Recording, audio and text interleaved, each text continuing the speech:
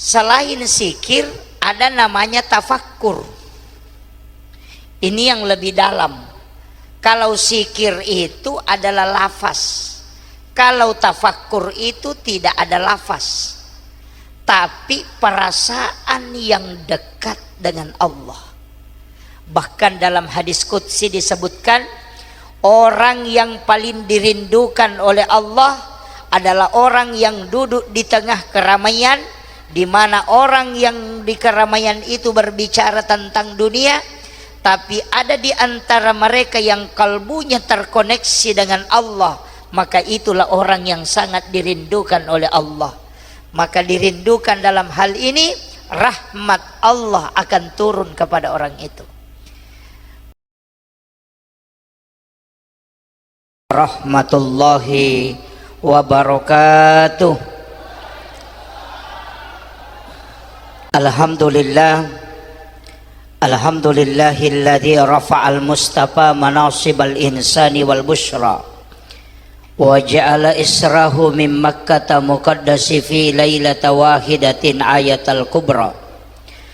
Wassalatu wassalamu ala sayyidina wa maulana Muhammadin nabiyil ummi wa ala alihi wa sahbihi wa sallim. Allahumma salli ala sayyidina Muhammadin salatan tuballighuna biha kullal maqsud. Ya Jawadu ya Ma'bud, ya Rahimu ya Wadud, birahmatika ya Arhamar Rahimin. Yang kami muliakan, kami takzimi para habaib wasyaraif, para alim, para ulama, para azatis dan azatizah, para tokoh masyarakat, tokoh agama, para pejabat pemerintah, dan seluruh tamu undangan tanpa terkecuali, dan terkhusus kepada panitia pelaksana peringatan Isra wal Mi'raj yang kita laksanakan pada malam hari ini. Semoga kesemua apa yang telah dilakukan, apa yang telah dihajatkan menjadi asbab mendapatkan barakah dalam hidup. Dan semua yang telah memberikan sumbangsi baik pikiran maupun material demi terselenggaranya acara ini, semoga Allah membukakan keberkahan dan memberikan balasan jauh lebih dari apa yang telah diwakafkan pada kegiatan kita pada malam hari ini.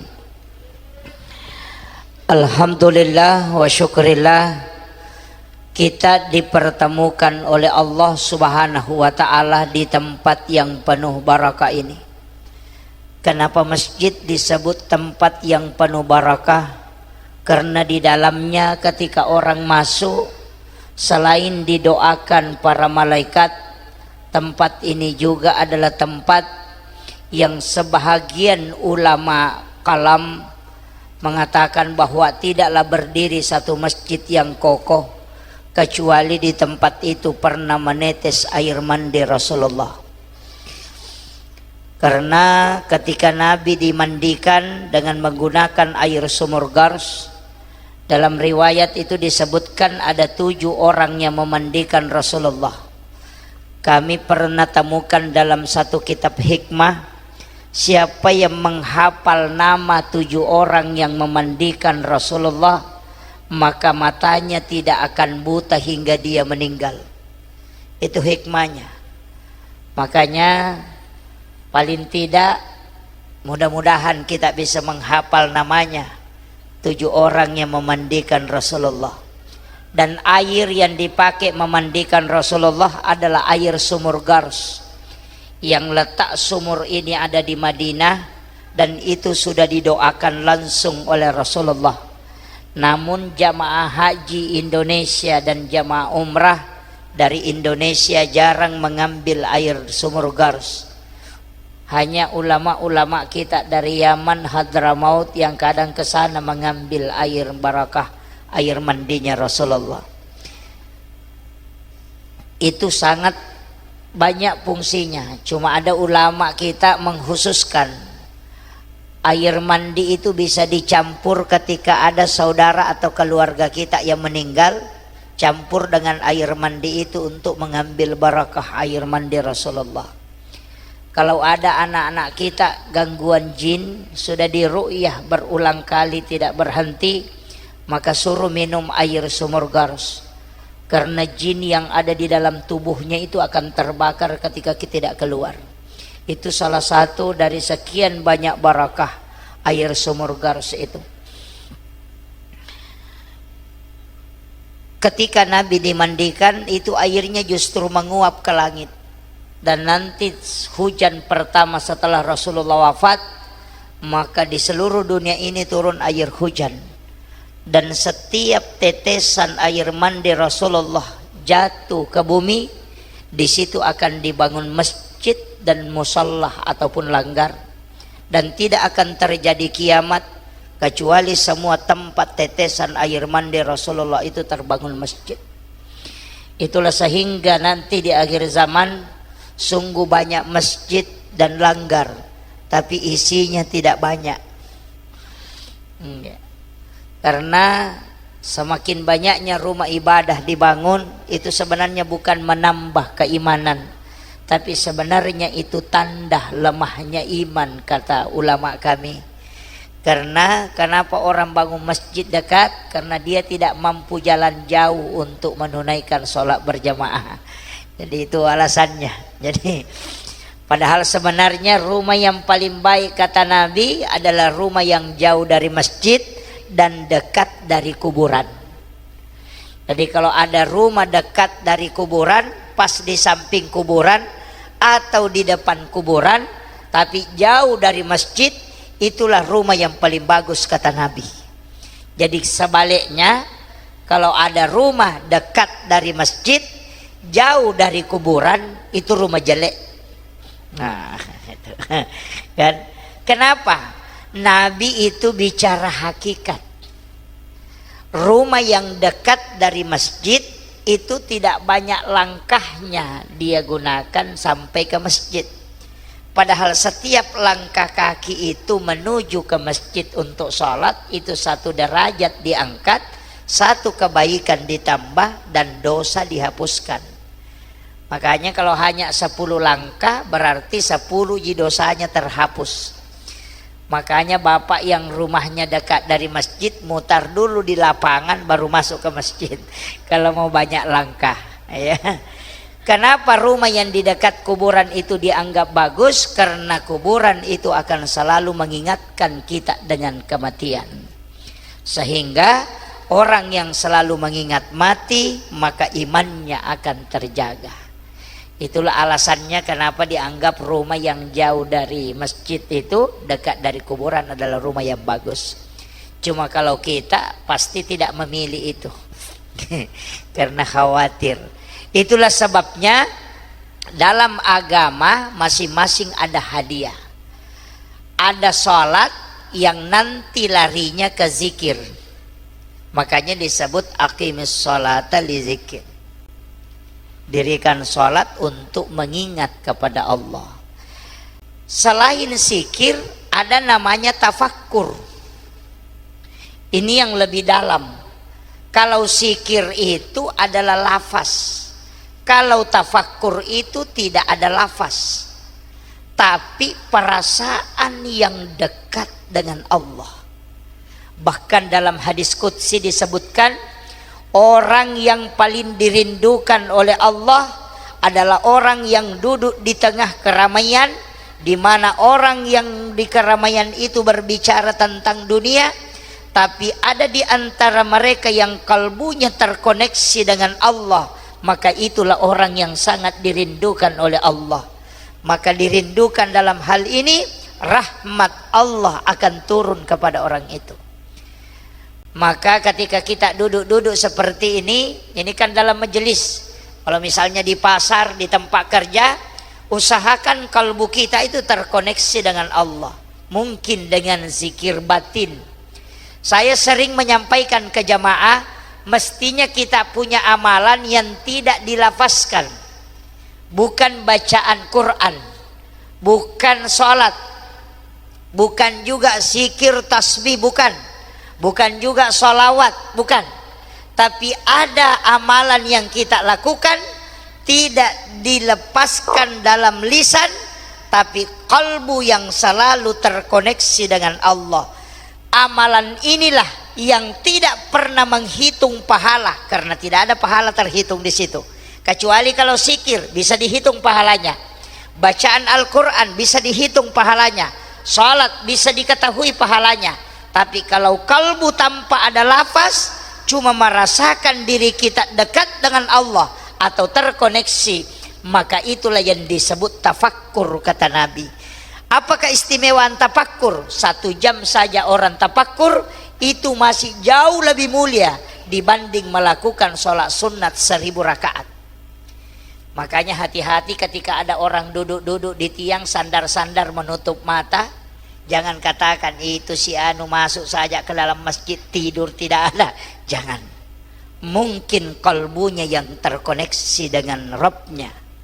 Di saat itu engkau melakukan sholat sunnah 1000 rakaat itu belum mampu mengalahkan ibadahnya. Dan inilah ibadah yang paling ringan tapi paling susah. Orang yang ada di ketinggian bangunan, tukang batu bisa melakukan itu. Orang yang ada di laut bisa melakukan itu. Orang yang sementara bawa mobil bisa melakukan itu. Orang yang duduk di kantor bisa melakukan itu. Jangan katakan orang di dalam masjid pasti, tidak mungkin, belum tentu. Biasa orang di masjid itu cuma sibuk ma TikTok atau sibuk ma Facebook. Nah, ini. Jadi kadangkala di dalam masjid tapi HP-nya yang selalu diurus, ya. Jadi tempatnya yang mendukung tapi perbuatannya tidak mendukung. Itu hati-hati. Kemudian dalam peristiwa ini, kita bicara peristiwa Isra dan Mi'raj, kita sebenarnya ingin mengambil pelajarannya, ya. Kita ingin mengambil pelajaran yang terdapat dalam peristiwa Isra Mi'raj. Tidak ada temanya ya? Oh ada. Saya tidak bisa baca temanya, terlalu tinggi. Ya. Apa temanya nih Pak? Oh kayaknya sama tadi temanya di sebelah ya. Menyelaraskan langkah kehidupan dengan peristiwa dan hikmah Isra Mi'raj itu. Sebenarnya kalau mengatakan menyelaraskan, artinya kita mau bagaimana Isra Mi'raj ini menjadi platform atau menjadi patokan dalam kehidupan itu. Ini tidak mudah Pak.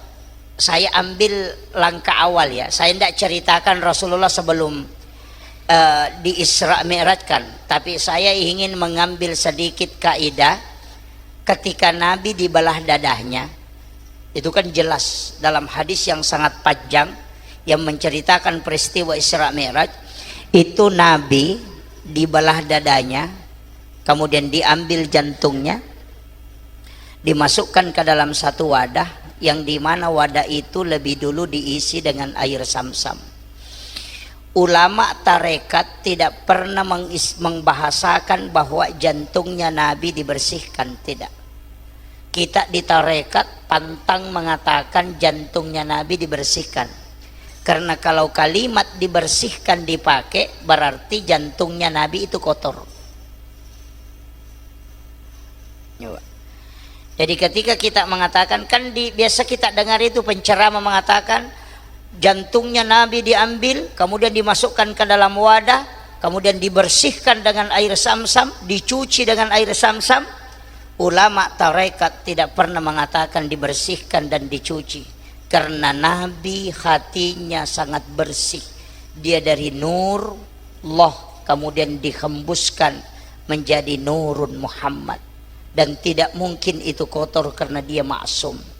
Maka ulama tarekat memutar kaidah itu. Dia mengatakan bukan jantungnya Rasulullah yang kotor, tapi air Zam-Zam yang ingin dimuliakan oleh Allah, sehingga diberi kesempatan menyentuh kalbunya Rasulullah. Dengan alasan itulah sehingga air Zam-Zam itu bisa menjadi obat dan bisa mengenyangkan bagi yang meminumnya, karena dia pernah menyentuh kalbunya Rasulullah. Jadi bukan kalbunya Nabi, tapi air ini yang ingin dimuliakan sehingga diberi kesempatan bersentuhan langsung dengan kalbu Rasulullah. Kita ambil contoh lain, Hajar Aswad itu kan dicium. Dia adalah batu putih dari surga yang berubah jadi hitam karena banyak orang menciumnya, resonansi dosanya menyeberang. Yang batu ini sebenarnya adalah batu yang diturunkan dari surga. Siapa yang menciumnya, kata Nabi, di dunia itu seakan-akan dia mencium tangan Allah. Dari situlah sehingga orang berebut mencium Hajar Aswad. Tapi batu ini, kata ulama tarekat, tidak akan pernah dimuliakan dan dicium seandainya Nabi tidak pernah menciumnya. Seandainya ketika Nabi tawaf dia mencium makamu Ibrahim, maka semua jamaah haji dan umrah akan mencium makamu Ibrahim. Artinya apa? Hajar Aswad tidaklah mulia seandainya Nabi tidak pernah menciumnya. Berarti hakikatnya batu ini dimuliakan karena dia pernah dicium oleh Rasulullah. Jadi bukan batunya yang mulia, tapi Rasulullah karena dia pernah menciumnya. Yang ketiga, ketika Nabi berjalan selalu ada awan yang menutupi kepalanya. Kata ulama tarekat, bukan Nabi yang takut kena sinar matahari, tapi begitu skenario Allah untuk menjaga mataharinya. Karena nurnya matahari dari nurun Muhammad. Ketika cahaya matahari tembus ke badannya Rasulullah, maka matahari akan hancur. Maka Allah menutupi Rasulullah dengan awan. Bukan Nabi yang dijaga, tapi matahari yang dijaga oleh Allah supaya dia tidak hancur.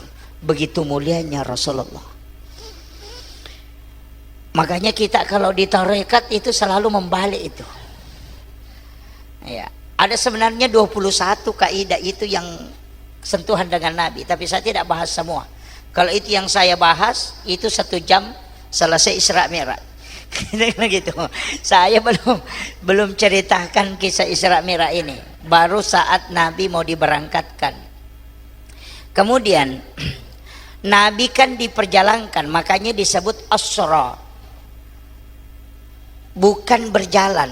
Ada jam dinding itu di belakang, Pak. Kalau jam dinding itu berputar hanya 24 jam dia berputar dalam sehari semalam.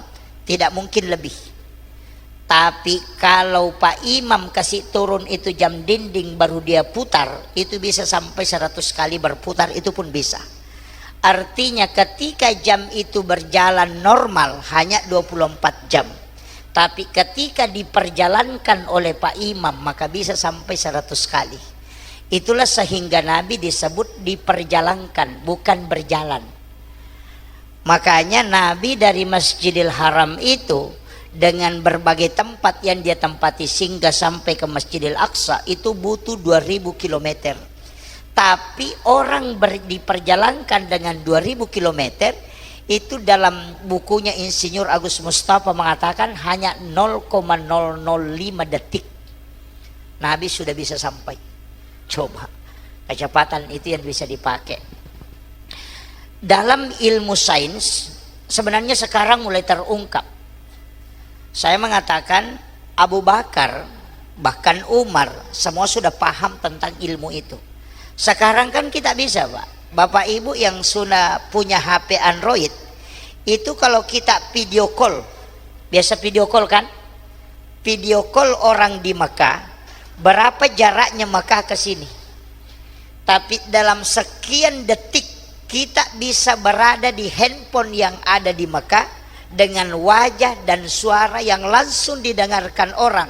Tapi HP itu tidak punya kabel, dia hanya punya layar, dan yang kedua dia menangkap signal sehingga kita bisa berada di tempat itu. Itu hanya layar yang tidak punya kabel. Ulama dulu itu punya kalbu lebih tajam daripada nur itu, sehingga dia bisa melihat di depannya dalam waktu yang bersamaan. Ini kalau kita bongkar Isra Mi'raj ini melalui pendekatan sains, tapi saya tidak terlalu lari ke situ, nanti pusing. Ya kan? Jadi artinya orang yang melihat HP ini, kenapa bisa kita berada di situ padahal tidak ada kabelnya? Suara sampai di situ. Padahal itu cuma besi. Ketika dia dibongkar hanya rongsokan besi yang ada di dalamnya. Inilah yang dipakai ulama dulu yang disebut dengan idhafi. Biasa kita mengalami, saya retas sedikit tasawuf. Biasa kita mengalami, mungkin ada pernah kampung kita masuki Pak. Kita sampai ke situ melihat-lihat begini, baru mengatakan, kayaknya saya pernah bermimpi sampai ke tempat ini. Biasa ya. Ada kampung kita masuki, kadang kita bilang,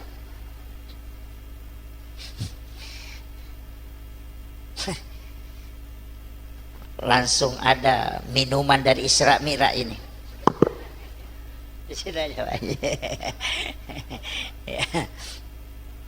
Udah. Jadi biasa itu ada kampung kita masuki atau ada yang kita kerjakan, bukanlah kampung. Ada yang kita kerjakan, kita bilang, kayaknya saya pernah bermimpi kerjakan ini.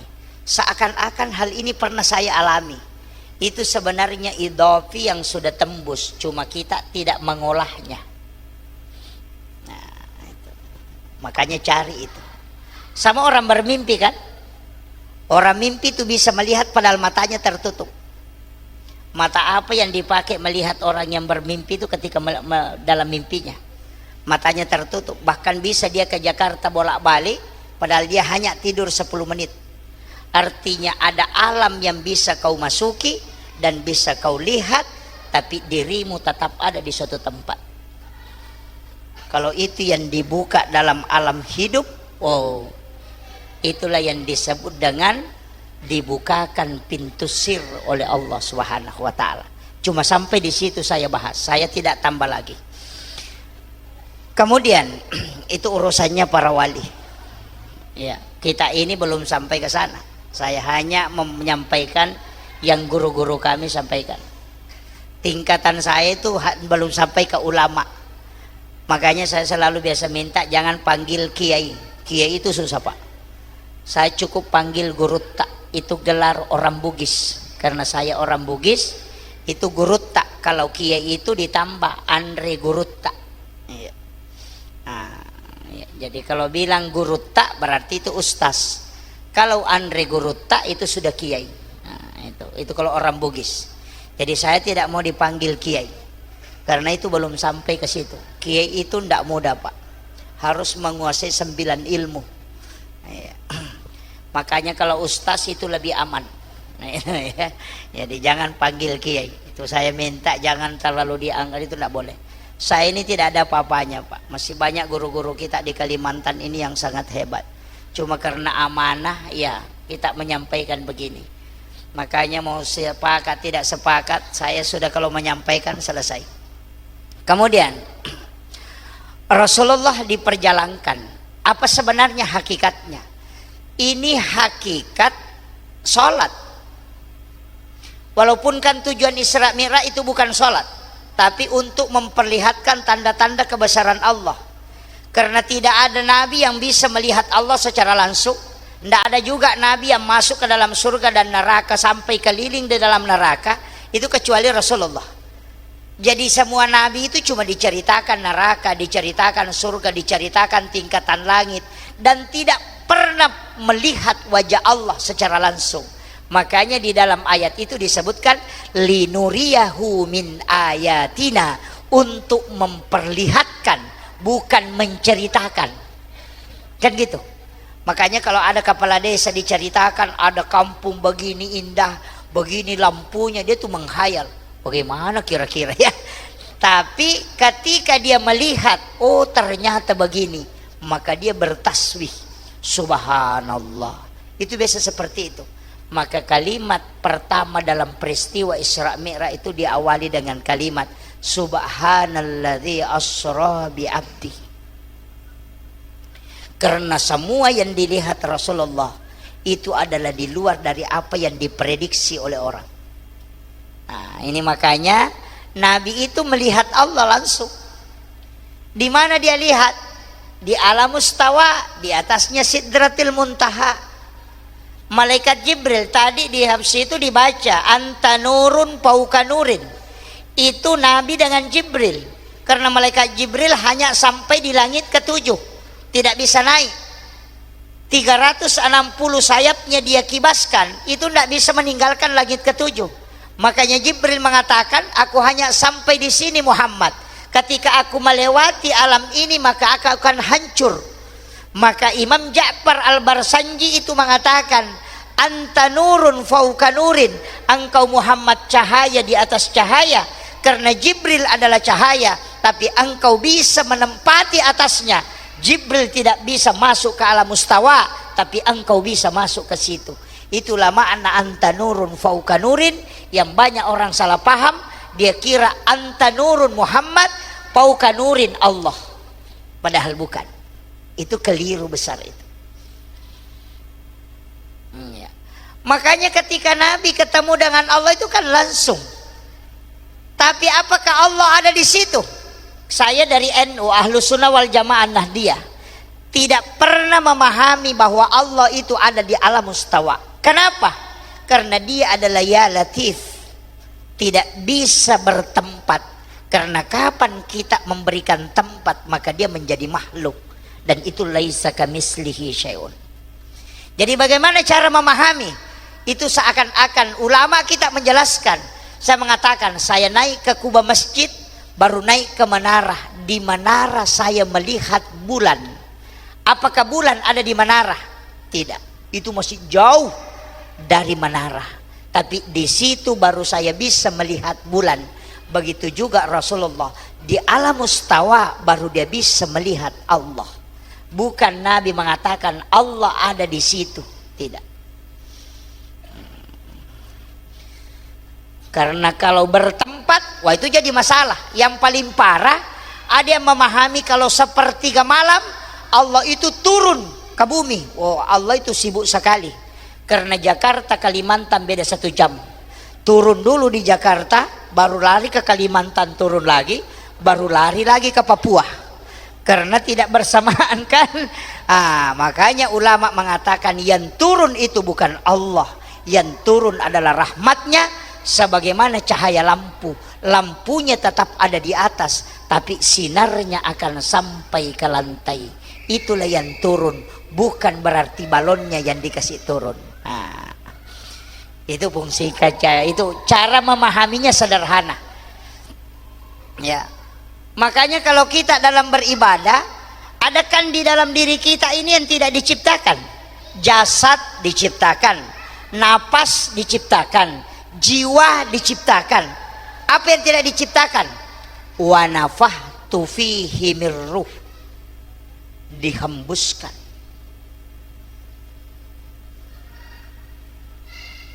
Ini yang kalau orang kaji Pak, itu tidak dicipta. Tapi wa nafahtu, sama kalau saya katakan itu ada, tapi tiada.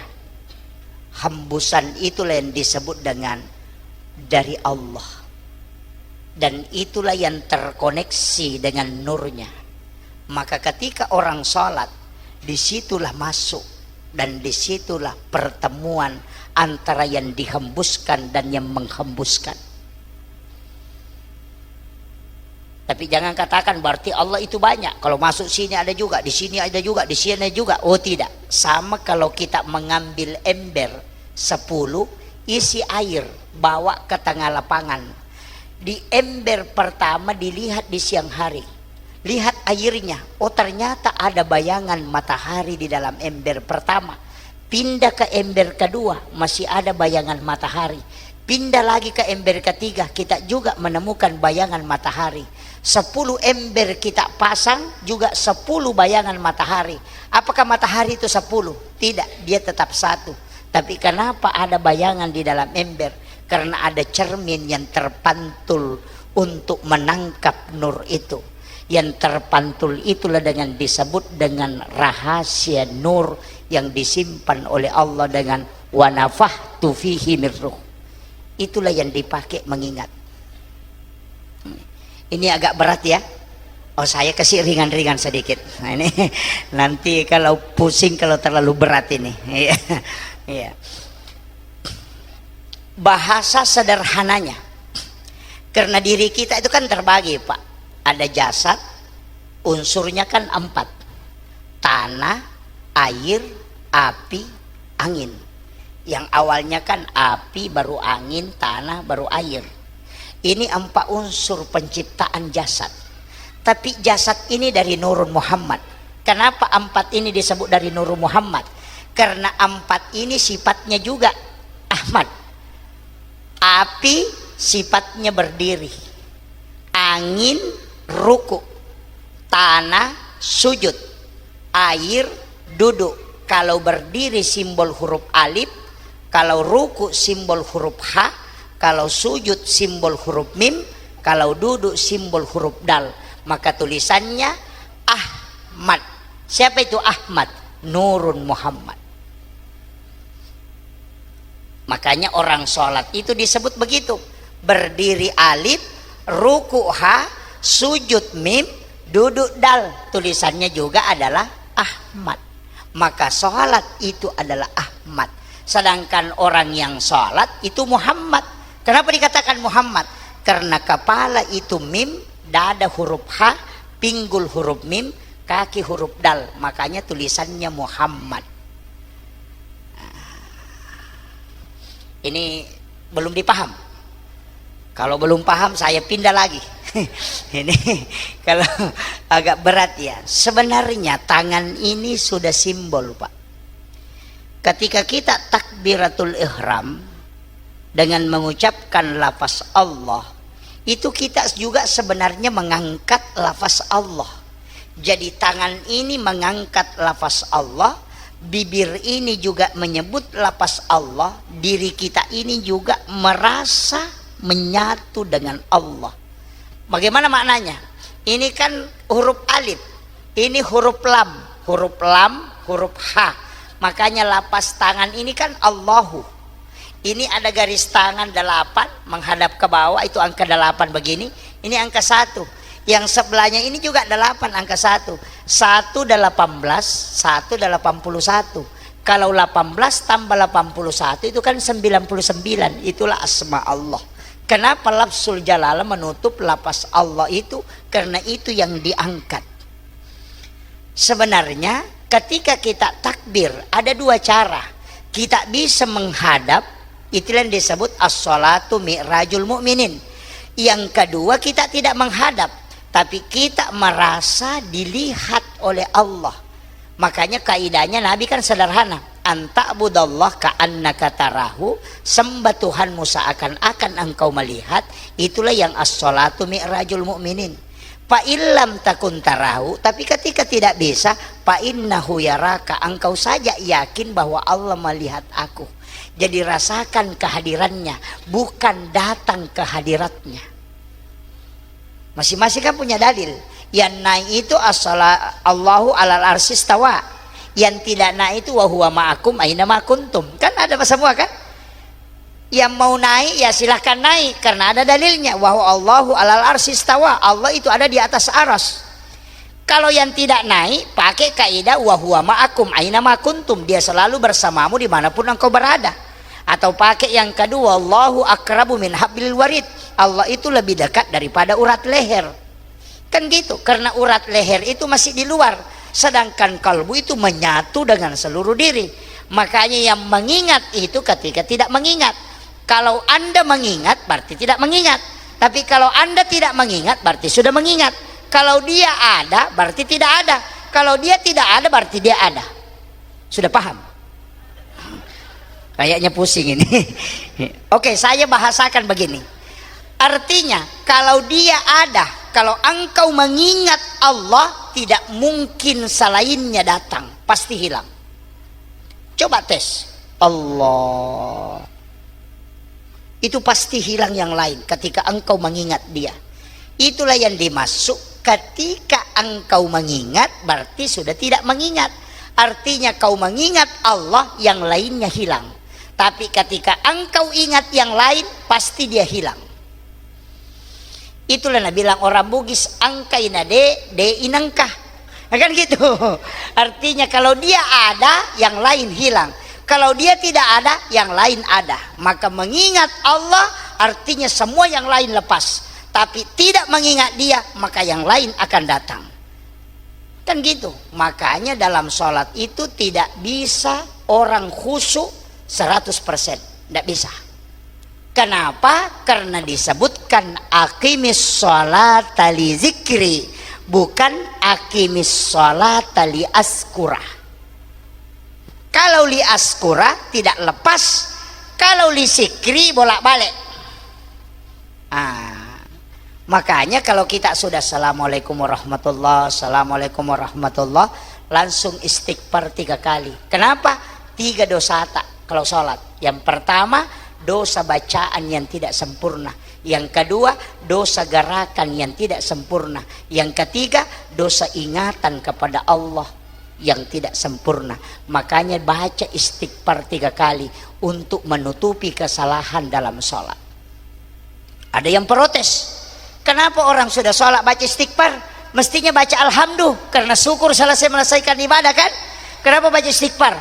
Padahal orang istighfar itu ketika dia melakukan dosa. Itu karena dia tidak paham. Orang baca Fatihah, baca alhamdulillah segala puji. Kalau dia bilang alhamdulillah segala amarah. Kalau dia mengatakan iyyaka na'budu, hanya kepadamu aku menyembah, wa iyyaka nasta'in, dan hanya kepadaku aku memohon pertolongan.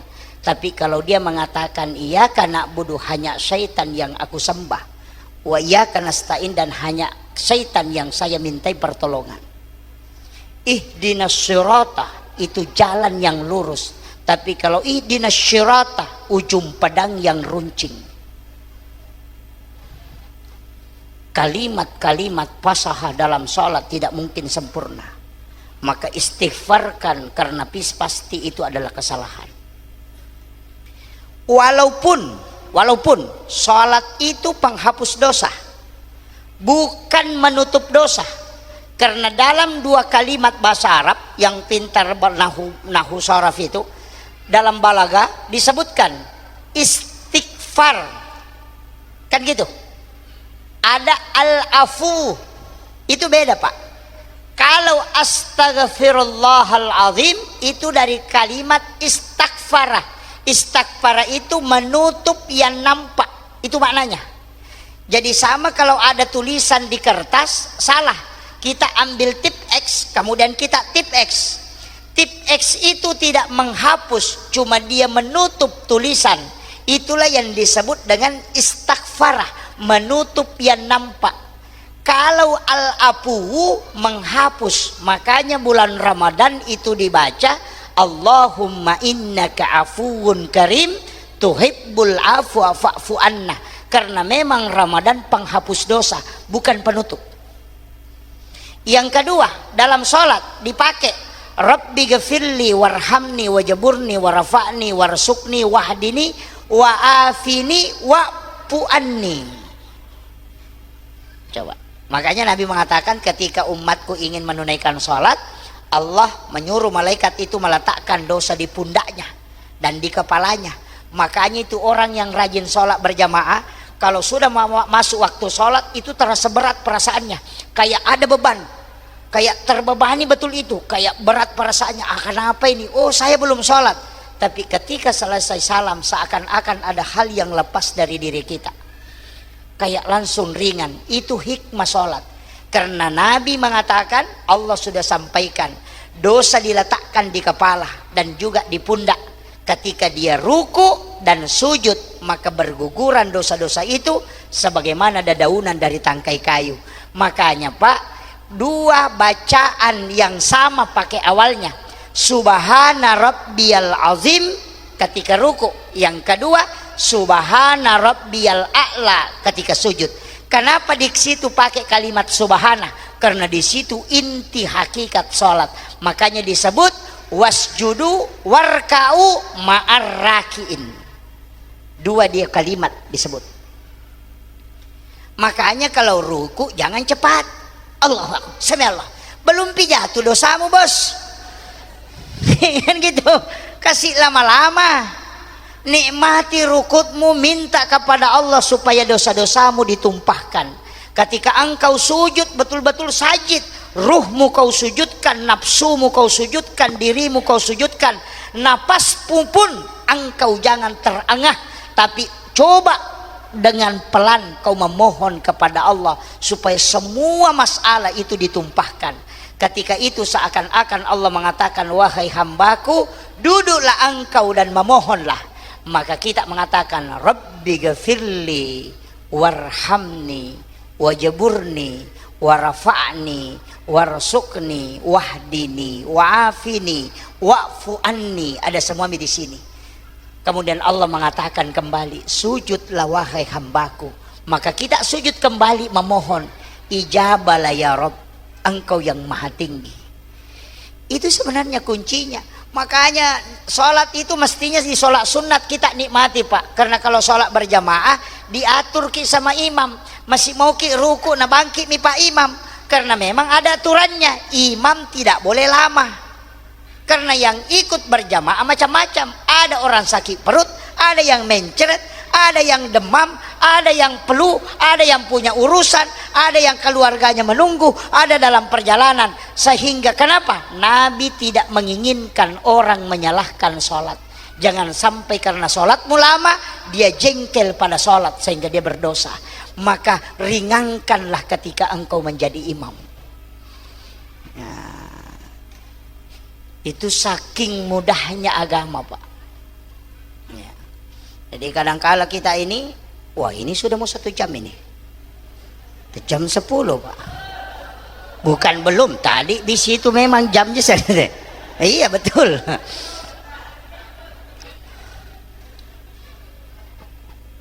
Tunggu dulu, nggak usah saya ambil terlalu jauh pembahasan begini. Kunci dari semua, saya sering mengatakan begini Pak, ketika ibadah dihitung, sebenarnya kan semua ibadah itu punya turunan. Begini, haji wajib, umrah sunnah, zakat wajib, sedekah sunnah, sholat wajib ada sholat sunnah, puasa wajib ada puasa sunnah, syahadat wajib ada sholawat yang sunnah. Kenapa di ibadah ini ada turunannya? Yang pertama itu karena Nabi minta supaya ibadah itu tidak punya batasan. Umrah itu bisa dilakukan berulang, tapi haji hanya sekali 1 tahun. Karena Nabi mengatakan kalau haji berarti umatku hanya sekali datang ke situ dalam 1 tahun. Itu pun mungkin tidak bisa semua. Sehingga Nabi minta mestinya ada ibadah yang dia berbolak-balik ke situ, mendapatkan pahalanya sholat di situ. Maka dia meminta kepada Allah dan diberikanlah umrah. Nah nanti rahasianya apa? Kenapa ada ibadah sunnah, ada ibadah wajib? Ibadah wajib ini hampir dipastikan tidak disebut pahalanya. Puasa dirahasiakan, tidak disebut pahalanya. Sholat duhur tidak ada pahalanya disebut. Siapa yang sholat duhur berjamaah pahalanya begini, tidak ada. Siapa yang sholat subuh begini pahalanya, itu jarang disebut. Apa yang disebut? Itu sholat sunnah. Raka'atanil fajri khairum minad dunya wa ma fiha. Man shalla arba raka'at qabla ba'da dhuhri faqad haramul jasadi lan niran. Kenapa yang disebut itu adalah sholat sunnah? Karena sholat sunnah itu lari ke syafaat, sholat wajib itu lari ke rahmat. Orang mau masuk surga itu cuma 2 jalur. Kalau bukan jalur syafaat, jalur rahmat. Makanya jangan sepelekan ibadah sunnah, karena dia jalur syafaat. Kalau ibadah wajib, jalur hak prerogatifnya Allah, kan gitu. Makanya ada ulama mengatakan itu utang. Saya tidak mengatakan utang, walaupun itu kita mengatakan halastu bi rabbikum qalu bala syahidana. Tapi sholat fardu ini jalur rahmat, memang Allah hak prerogatifnya. Makanya kalau kita tidak lolos di sholat fardu, periksa sholat sunnah, artinya periksa jalur syafaat. Nah kalau mau masuk surga dengan pahala tidak bisa Pak, karena pahala tidak mungkin cukup. Nabi saja sudah mengatakan, saya pun masuk surga atas rahmat Allah. Makanya jalurnya itu cuma 2, minta syafaat atau minta rahmat Allah. Inilah alasan kenapa para ulama sufi, para ulama tarekat, ketika dia mau sholat, apa yang dia bilang? Ilahi anta maksudi waridhaka anta matlubi. Ilahi anta maksudi, hanya engkau yang kami tuju ya Rabb. Waridhaka anta matlubi, dan rahmatmu yang kami sangat harapkan. Baru ditutup oleh kalimat Rasulullah, usika ya Mu'az la tada'anna fi kulli duburi salatikum antakula Allahumma a'inni ala zikrika wa syukrika wa husnil ibadatika. Baca ini kalau selesai fil alamina innaka hamidun majid. Jangan langsung salam, minta itu, karena Nabi yang sampaikan Mu'az, usika ya Mu'az. Sampai 3 kali Nabi ulang, usika ya Mu'az, usika ya Mu'az, la tada'anna fi kulli duburi sholatikum, jangan engkau menutup setiap sholatmu, antakulah, kecuali engkau mengucapkan Allahumma a'inni ala zikrika, ya Rabb bantu aku untuk senantiasa mengingat kepadamu, wa syukrika, dan bantu aku untuk senantiasa menjadi hamba yang senantiasa bersyukur kepadamu. Yang terakhirnya pokok, wa husnil ibadatika, dan jadikan ibadahku ini ibadah yang terbaik di sisimu. Tidak mungkin kita sempurnakan. Mulai gerakan Allahu Akbar itu belum tentu benar. Bacaan juga tidak mungkin sempurna. Ingatan lebih-lebih. Kalau ada orang, kalau dia bilang kalau saya sholat tidak pernah melenceng ingatanku, jangan percaya, kecuali orang pinsang. Ya kan? Jangan percaya. Mengaji saja cuma satu yang bacaan itu biasa salah, apalagi kalau sholat. Ada 3, gerakan, ingatan, bacaan. Diperbaiki bacaan, dilupa rakaatnya. Ingat terus bacaan, lari bacaan. Kan gitu. Makanya tidak mungkin sempurna. Tapi itulah sholatnya seorang hamba. Makanya bab agama itu kan bermacam-macam. Ada bab raja, ada bab khauf, ada bab mahabbah, ada bab ikhlas, ada bab ridha. Kan ada babnya. Kalau bab raja, berharap. Sholatnya karena kepingin masuk surga, itu bab raja. Ada bab khauf, dia sholat karena takut masuk neraka, itu ada babnya khusus. Ada sholat karena cinta kepada Allah, disebut bab mahabbah. Iya. Ada juga orang sholat karena betul-betul hanya menginginkan keridhaan, maka itu disebut dengan bab ikhlas. Tapi ada orang sholat tidak pernah menganggap dirinya sholat, dia mengatakan hanya dia karena dia. Artinya saya tidak mungkin berdiri sholat kalau bukan Allah yang memberikan keimanan. Jadi apakah saya yang sholat? Bukan. Allah yang memberi iman sehingga saya menghadap kepadanya. Allah yang memberi rezeki makanya saya bisa bersedekah. Itulah yang disebut dengan bab ridha. Jangan salahkan orang bilang ini sholatnya saja mau masuk surga. Oh jangan, itu bab raja. Ada babnya khusus. Jangan disalahkan orang. Nabi sudah janjikan, Allah sudah janjikan, jangan dibantah-bantah itu. Tapi mana yang paling tinggi? Yang paling tinggi adalah bab ridha. Tidak ada di atasnya. Orang yang ridha itu apa dia bilang? Disebutkan dalam hadis qudsi itu. Ketika Allah mengatakan, "Man lam yashkur ala na'mai wa lam yasbir ala bala'i wa lam yarda ala qada'i falyakhruj minal ardi falyatlub rabban siwai." Kalau ada orang tidak mensyukuri nikmat, tidak menerima takdir, tidak sabar terhadap musibah, Allah bilang suruh keluar dari bumi, cari langit lain daripada langitku, dan suruh menyembah Tuhan selainku. Makanya orang ridha itu selesai. Kalau sakit, alhamdulillah. Inilah cara Allah supaya saya dekat. Kan begitu. Suaminya selingkuh, alhamdulillah. Alhamdulillah. Ini mungkin cara Allah memanggil aku di tengah malam. Karena kadang-kala perempuan Pak kalau suaminya sayang, semua sinetron dilihat. Tapi ketika suaminya selingkuh, bangun tengah malam, zikirnya kencang-kencang, subhanallah, subhanallah. Kenapa? Suaminya selingkuh. Sebenarnya itu bukan musibah, tapi itu adalah nikmat yang diberikan oleh Allah. Cuma menyakitkan, tapi hakikatnya Allah kepengen kita dekat dengannya. Ya. Hanya kalau ulama itu tidak pernah melihat ke situ. Sakit, makanya Imam Ghazali apa dia bilang? Saya paling takut kalau tidak sakit dalam 1 bulan, hingga dia menangis. Imam Ghazali itu kalau tidak sakit dalam 1 bulannya dia menangis. Karena kenapa? Dia takut kalau Allah melupakan dia. Karena Rasulullah mengatakan sehari semalam umatku kena penyakit, 1 tahun dosanya dihapuskan di sisi Allah. Coba. Makanya kalau sakit jangan minta sembuh. Bisa kira-kira? Oh, tidak bisa Ustaz. Wah, begini. Oh, kalau begitu begini.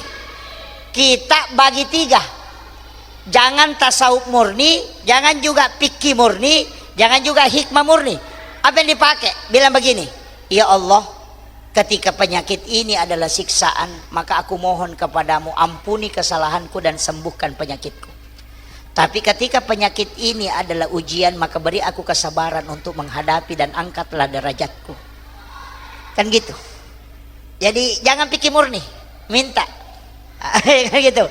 Kalau bilang, enggak usah sembuhkan ya Allah, biarlah aku sakit. Demi bahaya jadi masalah. Kan gitu. Jadi ambil dua-duanya. Minta kalau ini adalah ujian, beri aku kesabaran menghadapi. Kalau ini adalah siksaan, ampuni kesalahanku ya Rabb. Sembuhkan penyakitku. Ya kan gitu. Jadi kita ambil yang jalan tengahnya daripada pakai fikih murni, wah itu jadi masalah. Tapi ingat, kita itu cuma 1 tugas, tak berobat. Dokter itu juga tugasnya cuma 1, mengobati. Itu cuma 1. Tidak ada dokter itu yang menulis di pamflet dia mengatakan menyembuhkan penyakit kanker, menyembuhkan asam urat. Tidak ada. Yang dia tulis itu mengobati asam urat, mengobati penyakit kanker, tidak menulis menyembuhkan. Karena tugasnya manusia berobat, yang menyembuhkan itu Allah. Di dokter manapun di seluruh dunia tidak ada berani tulis menyembuhkan kanker, tidak ada. Makanya kalau pergi berobat dan tidak sembuh jangan marah, karena memang dokternya mengobati bukan menyembuhkan. Itu kuncinya. Kadang kita ganti posisi, dia bilang oh nanti dokternya yang sembuhkan. Oh tidak, dokternya yang mengobati, Allah yang menyembuhkan. Nah, jadi kalau datang ke dokter kasih tahu, Pak dokter minta tolong obati saya punya penyakit ini. Jangan bilang sembuhkan saya. Oh salah itu. Sudah dokter berusaha baru minta ya Rob sembuhkan penyakitku, aku sudah berikhtiar. Itulah umat Islam. Ya, ini sudah 1 jam lebih Pak ini.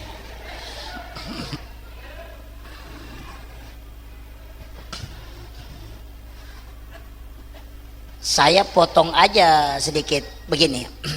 Kayak tadi saya mengatakan sholat Pak. 1 kunci yang paling saya selalu wasiatkan, sholat itu adalah kunci semuanya. Dan Nabi mengatakan yang membedakan antara kafir dengan Islam itu kan sholatnya. Kan jelas. Kemudian Nabi juga mengatakan nanti di hari kemudian itu saya akan mengenali umatku ketika dia sholat. Jadi dia akan mengenali kita. Begini, kenapa dikenali? Karena memang Nabi mengatakan sholat itu adalah kepalanya ibadah. Saya ingin tanya Pak, kalau ada orang di sungai di Barau ini mati, nah tidak kelihatan kepalanya, kira-kira kenal atau tidak? Tidak. Kalau kakinya dilihat tidak dikenal. Tapi kalau kepalanya pasti dikenal. Itulah kenapa sholat disebut mukhul ibadah. Makanya Nabi akan mengenali orang yang sholat. Dan pada hakikatnya sholat itu sebenarnya Pak kan diri kita. Kalau dalam tarekat itu, kenapa 4 rakaat? Ada 2 tangan 2 kaki kan? Duhur 4 rakaat, asar 4 rakaat, kan itu 2 telinga 2 mata. Kenapa maghrib itu 3? 2 lubang hidung 1 mulut. Kenapa subuh itu ada 2? Karena jasad dengan ruh, makanya disebut sholat subuh, sholatnya tubuh. Iya. Kenapa Isya 4 depan belakang kiri kanan? Jadi sebenarnya kita itu sholat itu diri kita itu. Iyalah, makanya itu bilang orang Bugis ya tuh kau tahu mas sempajang. Ya kau dia na sempajang ternyata tahu mia tuh. Artinya bukan orang ketika dia tidak sholat. Karena hakikat diri adalah Nurun Muhammad dan itu adalah Ahmad. Ketika kau tidak dirikan sholat maka tidak. Ada orang juga salah paham. Nah bilang sholatku saya Ustaz itu cuma mengingat. Karena tujuannya sholat kan mengingat. Saya bilang tunggu dulu bos. Yang pakai mengingat itu bukan umatnya Rasulullah. Itu umatnya Nabi Musa. Kenapa ada sujud ruku Pak? Kenapa 7 anggota sujud yang ruku, yang sholat? Kenapa tawaf 7 putaran? Kenapa sa'i 7 putaran? Kenapa langit dan bumi itu sama-sama 7 lapis? Kenapa dalam 1 pekan itu 7 hari? Kenapa anak di kandungan 7 bulan disuruh syukuran? Kenapa 7 hari kelahiran disuruh akikah? Kalau tidak sempat tambah 7 hari. Kalau tidak sempat tambah 7 hari. Kemudian kenapa umur 7 tahun disuruh sholat? Kenapa bukan 5 tahun? Kenapa selalu 7? Itu ada hitungan. 7 anggota sujud, 2 tangan, 2 lutut, 1 kepala, 2 kaki. Tawafnya juga 7 putaran, sa'inya juga 7. Suratul Fatihah juga dari 7 ayat berulang sab'ul masani. Salat juga terdiri dari 17 rakaat, di dalamnya ada angka 7. Makanya orang Bugis itu kalau ada uangnya ada angkanya 77, nah simpang itu. Angka Indo di nah, selama ini uangku masih ada, aku tidak pernah kehabisan uang. Ya betul lah. Karena kau lipat kan. Ya kan? Jadi jangan juga salah paham Pak ya. Itu kan tapaul sebenarnya. Itu semua ada hikmah di balik itu. Dan ulama dulu itu sudah kaji. Iya, itu kan semua 7 bulan. Kenapa 7 tahun? Kenapa 7 tahun? Itu masuk SD. 7 tahun kemudian kan masuk SMA. 7 tahun kemudian itu kan perguruan tinggi. Kenapa 7, 14, 21 di situ disuruh menikah.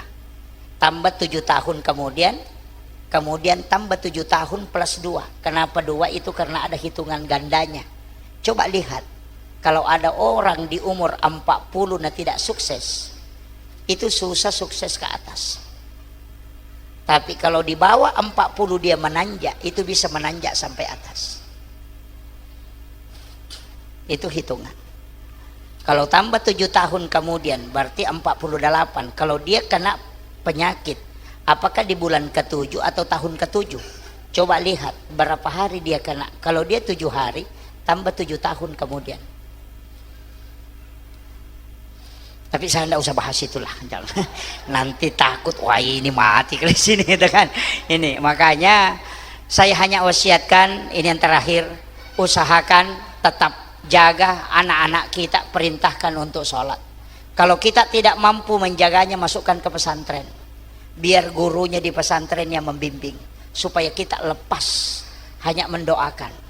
Saya selalu bilang, masukkan anak ke pesantren. Kalau dia tidak mau tinggal, biar 3 hari bawa saja ke situ. Kalau dia bilang, saya tidak mau masuk pesantren Bapak, kasih tahu saja, datang saja ke situ, nak, biar 3 hari. Kalau sudah didaftar di situ, berdoa maki di rumah, ya Rob, aku sudah titip anakku di situ. Aku pengen melihat dia baik. Aku mohon kepadamu beri dia hidayah supaya dia tinggal di situ. Kalau dia lari, jangan marahi. Nanti dia di kemudian kita bisa berdebat. Sudah miku kasih masuk na lari. Ya kan? Tapi kalau kita tidak pernah kasih masuk ke sekolah agama, mau ke apa? Sepreman-premannya anak pesantren, dia tetap bisa bacaan Al-Quran dan bisa bacaan sholat. Tapi bagaimana berusahanya orang yang tidak pernah belajar agama mau sadar, itu baru mulai dari nol karena dia tidak pernah pelajari. Itu kuncinya. Itu aja Pak, biar 5 hari di pesantren sudah ada benda apa itu. Gitu. Iya. Kadang-kala juga ada ibunya menangis, tantangannya, waduh aku rindu sama anakku, tidak apa-apa. Lebih baik kau meneteskan air mata karena terpisah anakmu demi agama di dunia, daripada engkau menangis darah di hari kemudian karena dia tidak bisa memberimu syafaat. Itu aja kuncinya, semua akan ditinggalkan. Jangan bilang sayang, saya kasih ultimatum. Seandainya kita tahu bagaimana cepatnya orang melupakan kita ketika kita meninggal, tidak ada pujian dan hinaan yang membuat kita risau. Tidak ada. Hari ini mungkin orang menangis Pak kalau kita meninggal, tapi besok dia akan melupakan kita. 1 bulan kita berjibaku di dalam kuburan, tidak ada lagi yang bisa menolong. Anak-anak kita yang kita harapkan mustahil, hidup saja dia melupakan kita. Dikirim ke Makassar, ke Jakarta sekolah, hanya dia menelpon ketika habis uangnya. dikirimi uang, SMS kembali, sudah sampai kiriman tak. Tidak pernah dia bertanya sehat-sehat muki ke sudah maki itu makan bagaimana, tidak pernah. Jelas ini kita masih hidup, apalagi kalau kita mati. Tidak usah orang yang dia pakai ukuran. Semua yang hadir di sini mau kak tanya berapa kali kita ziarahi makam orang tua kita dalam 1 tahun? Palingan 2 kali. Kita saja yang paham agama hanya 2 kali berziarah, apalagi kita harap anak-anak kita. Mustahil, Pak. Jangan kumpulkan harta kita tidak bawa. Ad-dunya masaratul akhirah. Di dunia ini ketika kau tidak sedekahkan, itu sama pekebun yang menyimpan hasil kebunnya di kebun, baru dia pulang ke rumahnya kelaparan. Karena dunia adalah kebun, akhirat adalah tujuan rumah. Maka bawalah amalanmu ke situ. Titip hartamu sama orang lain ketika engkau ingin memilikinya. Istrimu mengatakan dia suka sama, iya, mengatakan suka. Hari ini dia bilang, mungkin menangis ketika kita mati, 3 hari kemudian sudah mulai pudar. 1 bulan mungkin ketika mengingat hari kematian dia bikin status di HP. Sudah 1 bulan bapaknya meninggalkan, sedih rasanya terlalu cepat. Menangislah. Apa yang menangis? Bukan dia, tapi statusnya yang menangis. Ada duda yang komen di bawah, sabar say, langsung dia balas makasih. Anyu. Itu. Jangan mengumpulkan harta tidak ada yang kita bawa. Harta yang bisa kita dapatkan selamanya hanya sedekah jariah. Makanya Bapak Ibu sekalian, sekuat apapun kita bekerja di ladang, bekerja di kantor, bekerja di perusahaan, mesti kau sisahkan dirimu untuk akhiratmu. Jangan kau makan semuanya. Dan itulah yang menjadi harta abadi yang kau miliki. Jangan tunggu orang bersedekah untuk kita, itu mustahil, Pak. Iya, istri akan diambil, jabatan akan selesai, kekuatan akan memudar, umur akan habis. Tapi ingat, harta yang kita manfaatkan tidak pernah habis, itu berjalan terus. Makanya Nabi mengatakan, membana masjidan fid dunya lillahi ta'ala banallahu lahu baitan fil jannah. Tidak ada orang yang membangun masjid itu kecuali ada rumahnya di dalam surga. Biar tidak sholat, tetap ada rumahnya di surga, cuma tidak masuk. Ya, makanya saya suruh rajin sedekah, perbaiki sholat, engkau masuk dan dapat tempat.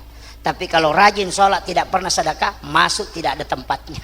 Akhirul kalam, wallahul muwaffiq ila aqwamit thoriq. Assalamualaikum warahmatullahi wabarakatuh.